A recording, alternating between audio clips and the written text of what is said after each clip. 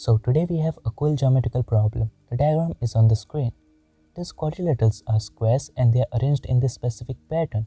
Now using these two given data, you have to find the ratio of the blue area to the green area. Your blue area is equals to the combined area of these three interior square and the green area is equals to the combined area of these three exterior square. So let us see the solution. How can we solve for this? So first of all, let us mark the side length of the exterior squares as equals to A, B and C, and the side length of the three interior square as equals to X, Y and Z. So here we have marked the side length of these 6 squares. Now what we have to find is the ratio of the blue area to the green area. Now as per our markings, the blue area is going to be equals to X square plus Y square plus Z square, and we have to find the ratio of this thing to the green area. Now green area is going to be equals to the combined area of these three exterior square, so that is going to be equals to A square plus B square plus C square. So now as per our markings, the ratio of the blue area to the green area is going to be equals to X square plus Y square plus Z square upon A square plus B square plus C square. So ultimately we have to find the value of this particular thing, and to do so we will first of all zoom at this particular point. So here we have zoomed at that particular point. Now as per the given data, this quadrilaterals were square, so from there we have that this angle is 90 degree and that angle is 90 degree. Okay, now if I will take this particular angle as equals to theta, what can you say about this angle? As we know that a complete angle is 360 degree, and already over here this is 90, this is 90 and this is theta. So ultimately by simple simplification, this angle is going to be equals to 180 minus theta. Okay, now as this was square, so all sides of the square are equal. The side length of this square was equals to A, therefore this length is going to be equals to A. This is going to be equals to Z, that is going to be equals to X. Similarly, this is going to be equals to X, that is going to be equals to Y, this is Z. This is also equals to Z, this is equals to C, and that is equals to B. This is equals to X, and that is equals to Y. So here we have marked all the side lengths equal also. Now what we will do is apply the cosine rule in this particular triangle that is containing the angle theta, and the sides are X, Z and A. So let us see what is the cosine rule. If we have a triangle, the sides are ABC and angle is theta, therefore the cos theta is going to be squares of the adjacent added together. So over here A square plus B square minus the square of opposite, so minus C square upon 2 times the product of adjacent, so 2 times AB. So the same cosine rule we will apply in this particular triangle so as to get the value of cos of theta. Now concentrate in this particular triangle. The value of cos of theta as per the cosine rule is going to be equals to squares of the adjacent added together, so adjacent sides are X and Z, therefore X square plus Z square minus the square of opposite, so opposite to angle theta is A, so minus A square upon 2 times product of adjacent, so 2 times X times Z. So here we have the value of cos of theta. Now we can again have the value of cos of theta but in other terms. Look carefully in this triangle, it is containing this particular angle 180 minus theta. So we will again apply the cosine rule in this particular triangle from the angle 180 minus theta. So we are going to take the angle 180 minus theta. So cos of 180 minus theta is going to be equals to, as per the cosine rule, squares of the adjacent added together, so adjacent sides are X and Z.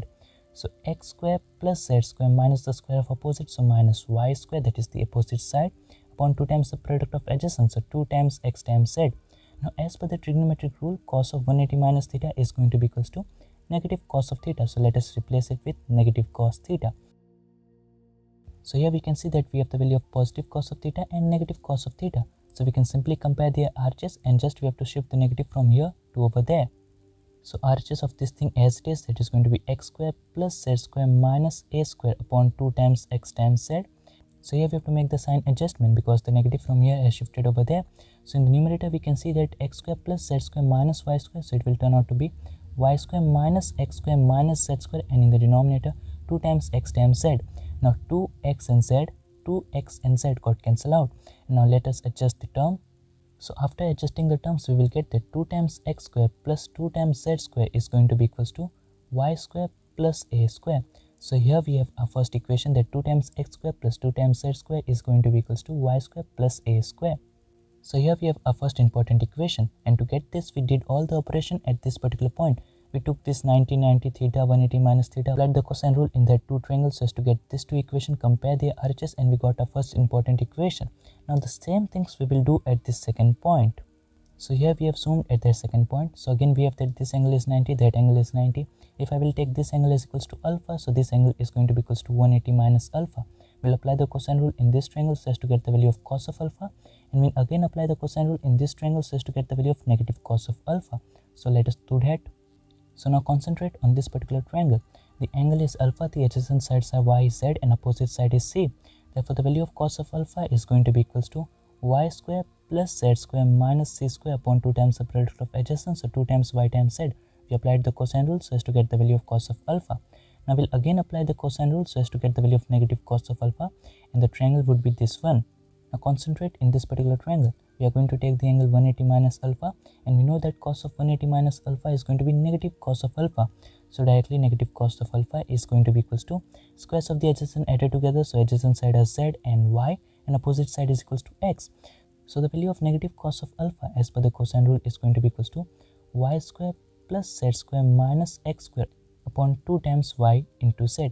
So here we have got the value of negative cos of alpha, and we already have the value of positive cos of alpha. So we can simply compare the RHS, and just we have to shift the negative from the LHS to the RHS in this case. So let us compare the RHS now. So the RHS of this one as it is. So y square plus x square minus c square upon 2 times y times z.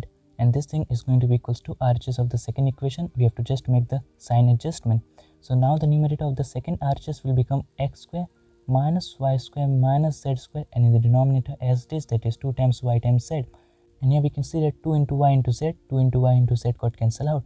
Now let us adjust the terms so as to get the second equation. So we will get that 2 times y square plus 2 times z square is going to be equals to x square plus c square. So here we have got a second important equation.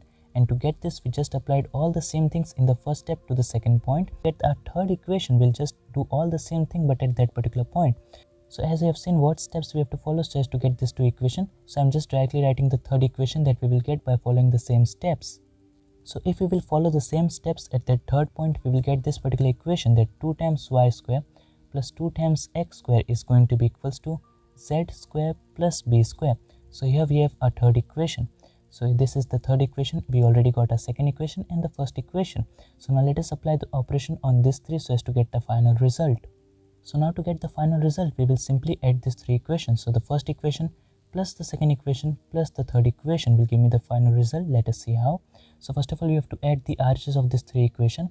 So 2x square plus 2z square plus 2y square plus 2z square plus 2y square plus 2x square will give me 4x square plus 4y square plus 4z square. And this thing is going to be equals to addition of the RHS. So a square plus b square plus c square plus x square plus y square plus z square. So let us write it down the RHS. So the RHS is going to be equals to a square plus b square plus c square plus x square plus y square plus z square. And now we'll simply subtract x square, y square and z square from both the sides. So the LHS will become 3 times x square plus 3 times y square plus 3 times z square. And from the RHS, this and this got cancelled out. So what is remaining in the RHS is a square plus b square plus c square. So now we can see that we can take 3 common from the LHS. So 3 taken common inside the bracket x square plus y square plus z square. And this thing is going to be equals to a square plus b square plus c square. Now I will simply divide both the sides by a square plus b square plus c square into 3. So what we will finally have is this thing, that is x square plus y square plus z square upon a square plus b square plus c square is going to be equals to 1 upon 3, and that's the answer. So this was my way to solve this particular question. If you have any other method other than this, you can do comment below, and if it's hard to comment, you can send it to me on my email, or else you can send it to me on my Instagram or Discord. The links are in the description.